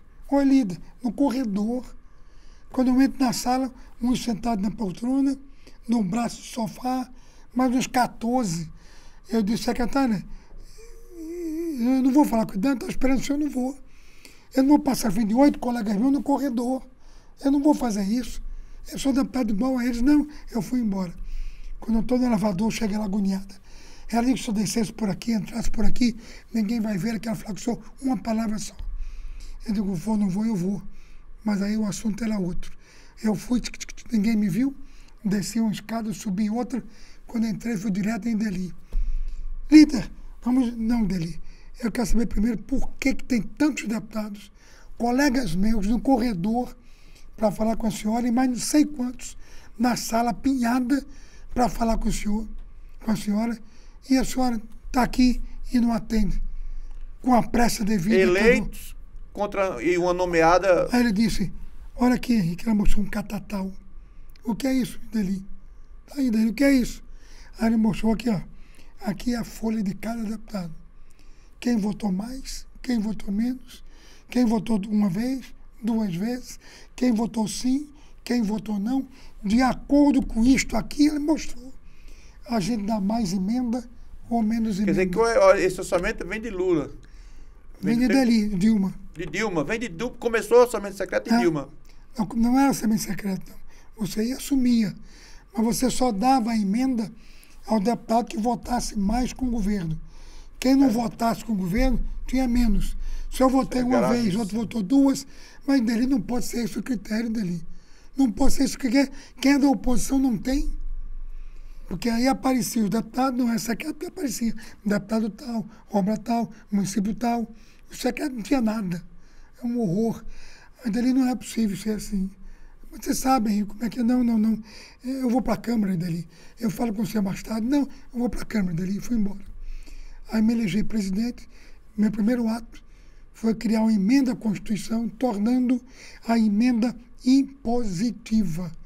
Essa emenda impositiva, que depois passou para assembleias, para a bancada, começou com a individual, feita por mim, como presidente da Câmara. Você podia ser deputado da oposição, votar não, votar sim, as suas emendas eram liberadas igualmente a cada deputado da bancada a favor ou contra no Congresso Nacional. Agora, são rapidamente dois assuntos que eu sou jornalista e não posso te perguntar. Você anunciou o fim da sua carreira política. Até que ponto a divergência, que não partiu de você, eu já disse aqui, várias pessoas estiveram aqui, por exemplo, Fábio Dantas, por exemplo, Paulo Titaço da Consulte, outras pessoas estiveram aqui, lamentando a sua ausência em Brasília. Mais de 5. Então, até que ponto essa decisão de Garibaldi, porque foi uma decisão de Garibaldi romper com você, não foi sua, de Garibaldi. Até pessoalmente, o que me estranhou. Até que ponto isso foi determinante para você não ser mais candidato? Olha, na vida da gente, você é testemunha, você é prova disso. A gente tem muitas cicatrizes na alma, né? Tem. Umas você consegue cicatrizar inteiramente. Outras demoram mais tempo. Se há uma que não cicatrizou ainda, é a minha saída do MDB. Quando eu soube, por gente do MDB, que quem ia lá, o presidente do partido dizia que eu não ia ter legenda, eu fui bater em Brasília. O presidente nacional do MDB, Baleia Rossi. Baleia, eu sou muito amigo do pai dele, foi líder. Eu estou dizendo isso, Henrique, não se preocupe com isso não. Você é muito maior que o MDB do Rio Grande do Norte. Pode ficar tranquilo. MDB deve a você, não é você que deve. Você foi líder, foi presidente, vá tranquilo. Aí eu voltei, eu fui a Marcelo Castro, era o tesoureiro do MDB, Henrique, fique tranquilo. Quando eu voltei, fiquei pensando, vou me submeter a isso. Ser candidato a tempo de televisão ia ser um problema. Nenhum querer me dar o tempo de televisão. Fundo partidário ia ser uma humilhação. Suas bases eleitorais foram todas cedidas ao deputado Walter? Não, aí vem o problema. Eu digo, não vou querer esse constrangimento. Isso vai ser uma dor sem fim. Eu vou sair do MDB. Eu passei 3 dias para fazer a nota, me despedindo do MDB. Você mesmo redator? Comecei, eu ia ler de noite, me emocionava, eu rasgava. No outro dia, comecei, de noite eu ia ler, rasgava. Aí, Laurita, Henrique, você tem que concluir essa despedida. Jornalista, né? Eu lhe ajudo. Eu digo, eu não consigo chegar ao final. Eu lhe ajudo. E eu e ela, juntos, fizemos uma despedida do MDB. E assim, um partido que foi na minha vida 52 anos. E o doutor Ulisses dizia, partido não é hospedaria. Você imagine essas pessoas que elogiam o Ulisses hoje, se soubesse da frase dele, partido não é uma hospedaria, que você está numa, aí aquela oferece uma visão melhor, uma cama mais aconchegante, você sai mudando. Partido é a casa da gente, é a cara da gente, é a história da gente. Então eu aprendi essa lição que não sai dentro de mim. Eu não saí. Você não sai de você ainda. E não saindo de você, como você vê o MDB do Rio Grande do Norte hoje? Olha, eu lamento muito que o MDB, pela primeira vez na história, não tem um representante no Congresso Nacional. Isso é... Todos os partidos têm seus deputados. É uma honra para o nosso Estado. Só aqui representando o Estado tal, senador, assume a tribuna, o senador fulano de tal, do Estado tal. Pela primeira vez, não tem um senador, não tem um deputado federal, tem um deputado estadual, que o MDB não pode chamar de seu, que é o filho de Álvaro, que é por conjuntura. E é também por DNA, né? Mas não tem nada a ver com esse MDB. Então o MDB está numa fragilidade enorme.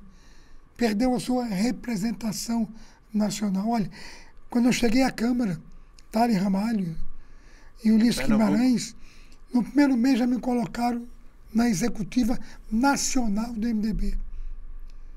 E quando me apresentaram a executiva nacional, era Brossard, era Marcos Freire, era Franco Montoro, e aquele menino na nacional, eles me disseram, aqui é homenagem à resistência desse menino e do nosso MDB lá. Eu fui 44 anos membro da executiva nacional do MDB. Hoje não tem mais nenhum membro titular da executiva nacional do MDB. E nem na bancada, né? Então isso me entristece muito. O MDB não merecia ter essa história que teve. Mas, E você atribui a quem isso? não, deixa pra lá. Eu acho que é o destino. E outra coisa, eu confio muito que o tempo às vezes resolve. Não, por exemplo, eu vou comparar meu caso. No meu caso não tem tempo. Vai pro túmulo. Vai pro túmulo. É porque nesse ponto eu já sofri demais, cara. Você sabe disso. Agora, no seu caso, com Garibaldi, eu acredito que possa, lá no futuro, mais amadurecido o processo, e o problema é que o menino, que Walter não deixa. A Garibaldi é uma figura. Garibaldi é adorável, pô. Eu tenho muito apreço por ele, foi uma luta muito Quem juntos. não gosta de Garibaldi? E às vezes eu me encontro com ele na igreja, em algum lugar, ele até se assusta, quando ele me vê, eu estou sentado do lado dele. Mas não fala, não? Eu me sento do lado dele. Ele foi uma homenagem sobre a Cidade da Esperança, sentado na Câmara, eu estava quando eu vejo Garibaldi. Eu cheguei e me sentei lá dele, oi Garibaldi, oi Henrique, olha eu me dando a falar, como é que você está, e bababá, bababá. Não há um lugar que eu vejo Garibaldi que eu não vá falar com ele. E ele fica reticente, não? Não, ele fala, Garibaldi é figura que merece muito o respeito do Rio Grande do Norte. E você no PSB, por conhecê-lo tanto não, por conhecê-lo, eu sei que você vai participar das articulações da eleição de 2024. Se não já estiver participando. O PSB do ex-deputado federal Rafael Mota poderá ter candidato a prefeito e esse candidato ser o deputado Rafael Mota? Olha, primeiro o PSB é um grande partido na história brasileira. A RAIS, né? É um grande partido. Eu fui apurar. Mas o que me levou o PSB, além da presença de Alckmin, né, que veio para o partido, uma vez eu candidato a presidente da Câmara, né, você veio, né?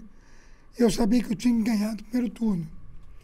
Porque, de repente, o candidato unânime do partido que eu liderei, a senadora Oide Rose de Freitas, se lança candidato do MDB. Eu digo, Eu ouvi Rose, falar nessa mulher. Rose, eu sou candidato da bancada. Sim, Rose de Freitas. Eu uni a bancada toda, sou líder 6 anos, 7 anos. Você vai ser candidato agora, depois eu entendi o porquê. Eu sou candidato, né? Saiu candidato na véspera, praticamente.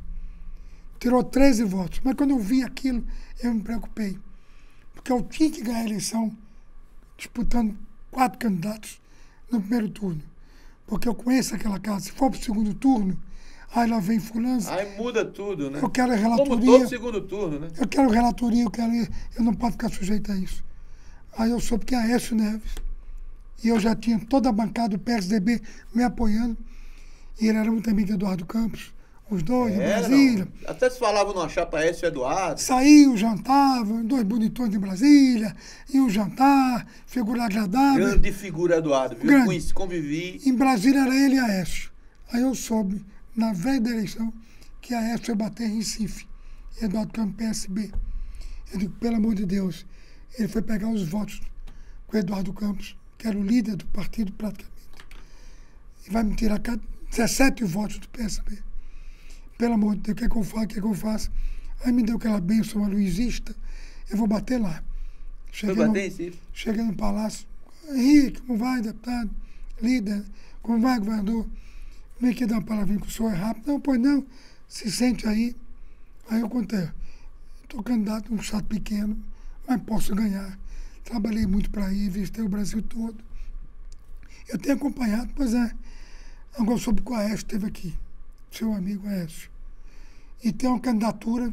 Ele foi seu amigo também, né? Muito, mas tinha uma candidatura até hoje, um deputado do PSDB, que ele queria eleger para facilitar a volta dele ao governo natural. E ele esteve aqui com o senhor. Agora, se o senhor for apoiá-lo, o senhor me tira 16, 17 votos e eu não sei o que vai acontecer. Então, eu respeito muito o senhor, a sua história.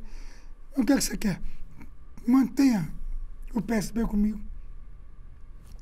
Ele disse, olha, ele está sentado aí quando você está. Você está, ele sentou-se aí. E eu já, meu Deus do céu, eu vou dizer a você o que eu disse a ele.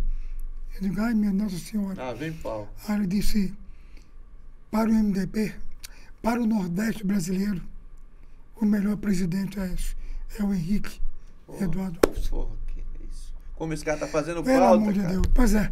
Aí eu voltei aliviado e ganhei a eleição por 18 votos no primeiro turno. Graças a ele. Quando eu vi partidos, eu fui buscar o exemplo Mas dele. voltando a 2024, você me deu um drible aí de Giovani, do nosso Vasco. Poderá haver candidatura do PSB a prefeito de Natal? Acredito, sim. Até porque, recentemente, não sei se já foi dado, houve um entendimento entre o PR, do prefeito Álvaro Dias, do deputado Marcos Pereira, que é o vice-presidente da Câmara, com o vice-presidente Geraldo Alckmin.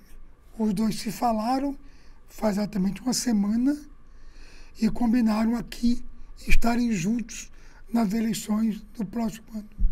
Então, Me dê esse furo. Rafael pode ser candidato a prefeito? Então, a maior liderança do PRB nacional, seu presidente, com a maior liderança do PSB nacional, o vice-presidente da República, se acertaram para os dois partidos caminharem juntos. Então, se eles estão juntos, o PSB tem uma candidatura a prefeito? Pode ter. E Rafael Mota. O PRB pode ter um candidato a prefeito? Não sei. Se Mas pode compor, como se o prefeito Álvaro poderá ter. Então, está cedo para isso, mas que os dois estarão juntos. É um furo que eu ganhei. Eu sabia que eu ia ganhar. Henrique, eu queria que você... para mim foi muito... Assim... Não deixou de ser doloroso pela saudade das pessoas que a gente citou. Mas foi muito bom lhe reencontrar. Muito bom lhe reencontrar, muito bom conversar com você. E para o podcast Tirando a Limpo foi consagrador. Então eu queria que você... Sim, não se diminua. Não se diminua. Eu não vou tocar no seu sofrimento, porque... não vou tocar, porque... Sabe por quê? Porque os abutres querem isso. E eu não dou colher de chá a abutre. O Henrique, que me interessa, é esse. E você não fez nada. Você foi injustiçado. No dia que eu fui lhe visitar, você me consolou. E isso eu não quero relembrar. Mas eu quero dizer que estou honrado pela sua presença no programa. Se você quiser deixar uma mensagem aí para o povo. Não, mas dois fatos, mas você viu chegar aqui amparado numa bengala, né? Foi. Eu fiz uma cirurgia igual do presidente Lula. Eu vi você no Instagram fazendo... Do quadril. Isso. Que eu já vinha adiando.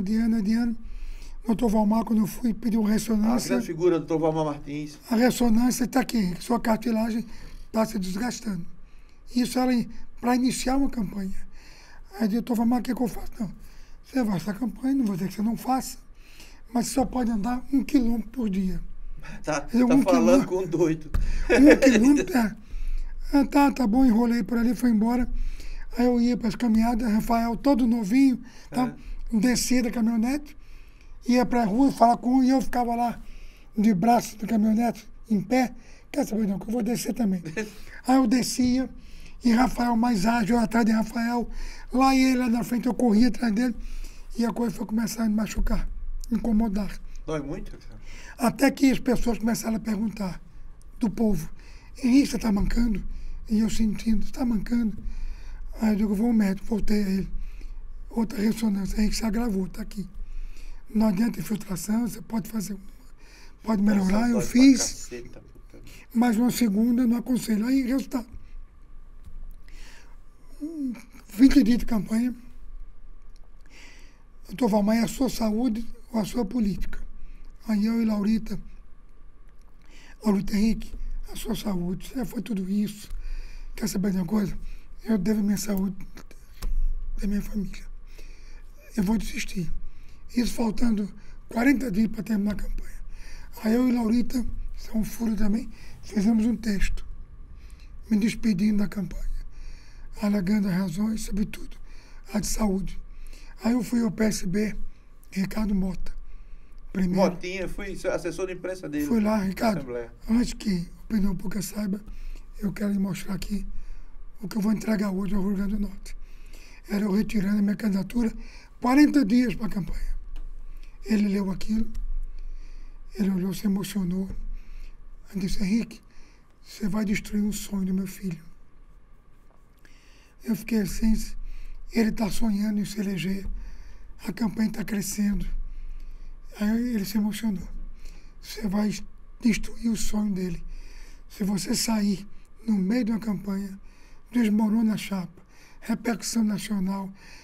Aí ele se emocionou. E você, mais uma vez.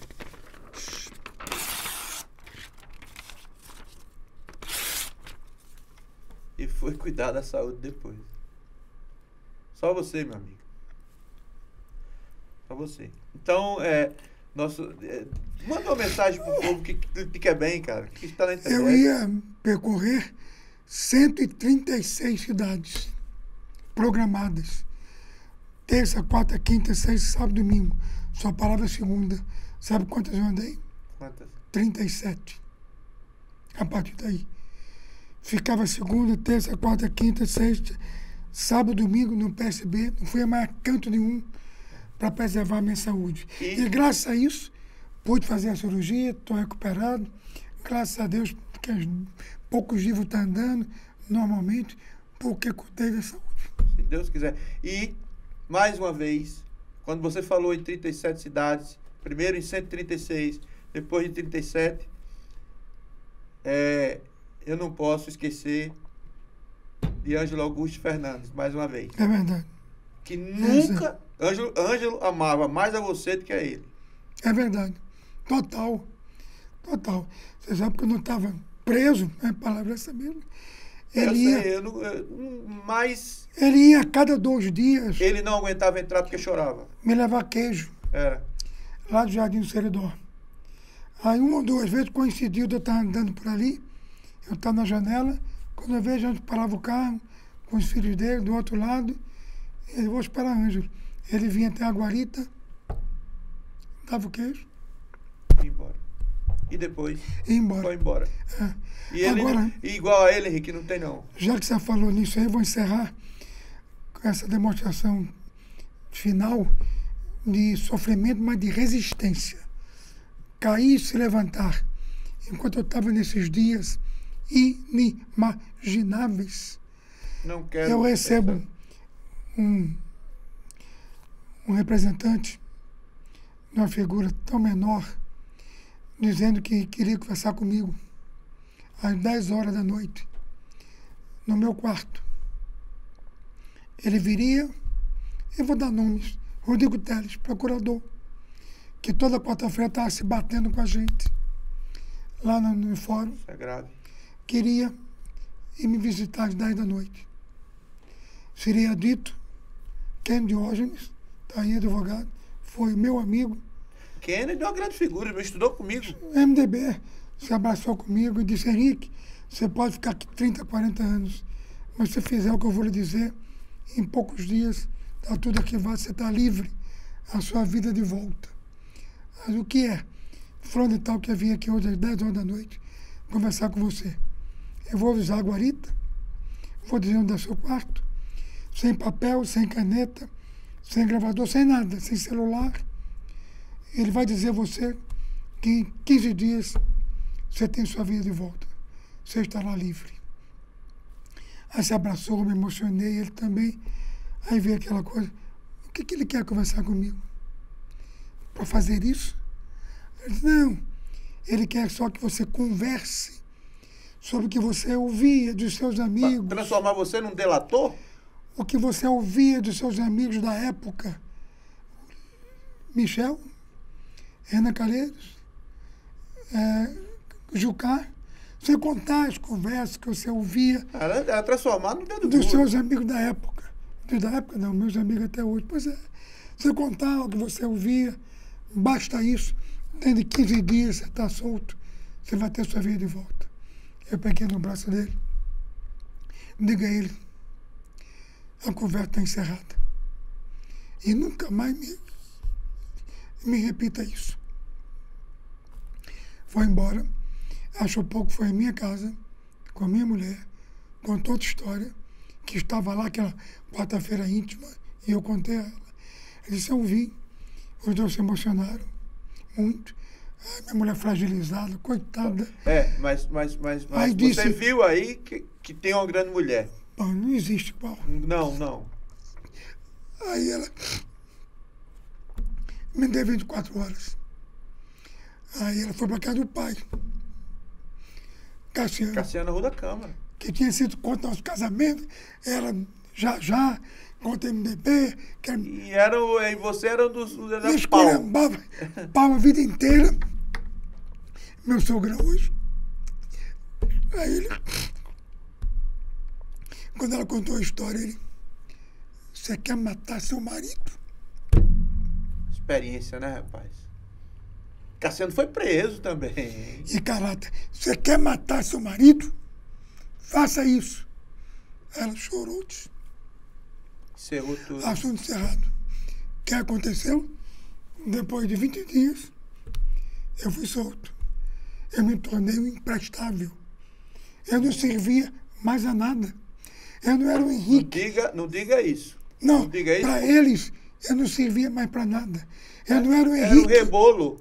Eu não era o Henrique que eles pensavam que eu era. Eu não ia falar o que eles queriam que eu falasse. Então, para que esse homem aqui? Aí, depois de 20 dias... Papai disse na ditadura, quem fazia esse tipo de papel era chamado de cachorro, pelos próprios militares. Papai, é um homem que perde, isso é que eu tenho que fazer essa homenagem, todos os dentes, todas Não as existe. unhas. Não existe. Não existe. Aí, depois de 20 dias, eu fui solto. Chegou em dezembro, eu fui inocentado por unanimidade, por 3-0. Essa é a vitória que todos nós comemoramos. Eu, pelo menos, você aqui de indiscreto, tomei um porre. Mas nunca, você preste atenção, eu nunca voltei lá porque eu saí pior do que eu entrei. Eu não suportei. Agora, você sabe que esse porre você tomou também. Foi? Não ouça não, para não ser mau exemplo. Não. Quando chegou o resultado, quanto foi? Quem esperava ganhar 2-1. Nós nos falamos, pô, pro telefone. Foi 3-0. Aí, dancei com a Laurita, bebendo, brincando. Todo o Rio Grande do Norte, eu vou encerrar com isso. Todo o Rio Grande do Norte me ligou. Todo o Brasil me ligou. Pouquíssimas pessoas desse estado não me ligaram me parabenizando. Pouquíssimas. Muitas que já você ajudou. Pouquíssimas. Não Sabe o faz que é uma... isso? Isso é a tradução da esperança. Peraí, não faz uma meia de biriba. Não faz uma meia de Mas eu faço parte dessa mesa. Eu faço. Muito orgulho. Pois é, não me Tô ligaram. bem aí. Não me ligaram para dar os parabéns por aquela que seria a vitória mais importante. Mas talvez para alguns aquela vitória não interessasse. São os abutres. São os abutres Vamos que eu... deixá-los para lá. Eu aprendi na filosofia que eu faço. Você faz. Inclusive uma comadre minha faz com você. Ana Dato. Nadar eu aprendi algumas coisas. Na bonança, você tem muitos amigos, mas muitos. Nas adversidades, você conhece os amigos. Papai era poeta. Ele dizia o seguinte: amigos são como aves de arribação. É verdade. Se o tempo é bom, eles ficam. Se o tempo é ruim, eles vão. Eles vão. Então, eu encerro aqui agradecendo a você, Rubinho. Eu vou chegar cá tomar um calmante, um chazinho. Ah, tranquilo. Não, mas muita emoção, né? É muita Eu junta. Contei coisa aqui, não contei a ninguém. Mas você, como se fosse eu, eu contei. Eu porque não tenho ainda aos 53 anos um polimento. Minha mulher briga comigo, minha mulher não sei o quê. Eu digo, eu não sei ficar isento. Eu tomo posição em briga de buraco. E mexendo com um amigo meu, eu vou pra cima. Mas veja bem, de tudo que eu vivi, eu digo aqui, como é importante nós termos a capacidade de perdoar. É difícil, mas como é importante, como faz bem a você. Você não fica escravo dos outros que não estão nem sabendo, vocês com raiva dele estão nem aí. Não. Não se escravize e não odeie ninguém, porque o ódio só faz você ficar escravo dele. Eu não odeio, eu tenho vontade de me vingar. Porque o seguinte, uma coisa você falou, você está fazendo filosofia, está se aperfeiçoando. Há 3 anos. Pois é. Na Acrópole, né? Nova Acrópole. Uma coisa é você receber a porrada. A outra coisa é eu chegar em casa, depois de um dia de busca de trabalho, minha mulher dizer, tem nada hoje. Eu vou querer o quê para quem está fazendo isso? Você é tão verdadeiro que o meu pior dia lá na academia, onde eu fiquei 328 dias inimagináveis, pior dia, que todos os pensamentos assaltaram em minha cabeça, foi quando chegou a notícia. Já é a minha também, eu de sofro uma disso. busca e apreensão na casa da minha filha e na minha casa só com a minha mulher. Era o requinte da maldade. Crime. As duas defenderem você. Esse é o crime, né? Na cabeça dessas Mas doenças. superei, importante é saúde. E só... Tudo passa. Eu estou aqui 9 em folha. E para minha Para felicidade... concluir, tem muito Rio Grande do Norte. Pela frente. Pela frente. Inclusive, eu fui procurado por um bacural que eu adoro. E ele, emocionado pra cacete, ele disse, eu posso não ser nada, mas ainda junto 10, 20, 30, eu vou revogar essa desistência de Henrique. Vai ter o movimento Volta Henrique. É o querido Zeca Pantaleão. Finge, Que eu adoro. Prefeito imbatível de Carnaúba dos Dentes. Mas você vê como as coisas são recados da vida. Eu ia almoçar ali no Cardume, já estava atrasado, fomos no carro, e ali na Inácio Pedrosa, tem um lado fechado em obras, só tem uma via. Quando a gente está indo já apressado, lá vem um caminhão enorme, com uns galhos, uns troços enormes, uns ferros, eita, não dá para os dois. Encosta de ladinho aí. Aí lá vem um caminhão, uma árvore. Como é que esse caminhão vai passar? E a gente vendo como é que ele ia passar, como é que ia passar. Quando a gente passa, o cabo grita. Henrique! Era ele?